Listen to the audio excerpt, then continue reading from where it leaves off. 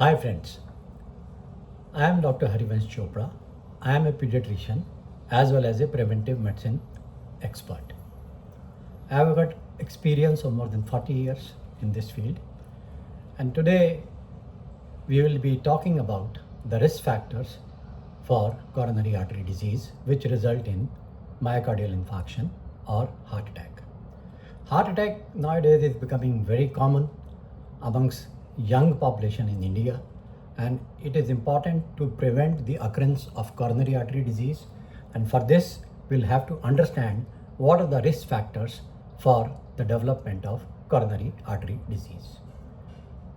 Before we go to the number of risk factors, one has to understand what is the risk factor. Risk factor is a factor which makes one more vulnerable to get a disease. When we talk of coronary artery disease, then these risk factors can be divided into two parts. One is a non-modifiable risk factors and other is a modifiable risk factor. The non-modifiable risk factors are: number one, age.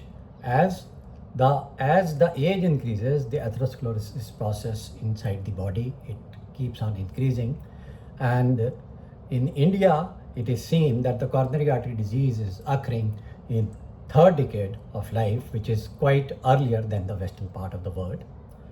Number two factor is sex. Of course, females up to menopause are protected from the coronary artery disease, but after the menopause the risk is equal to males. Now the third important thing is the family history, which is again very important. If anyone in your family below the age of 60 years has developed a coronary artery disease or heart attack, then it becomes a risk factor for you. Now these are non-modifiable risk factors, but then we have to take into account the modifiable risk factors, about which we will be talking in the next reel. So if we know all these risk factors which cannot be modified, at least we can try to control the modifiable risk factors. So keep listening, and we will meet soon for the next episode regarding the modifiable risk factors. Thank you.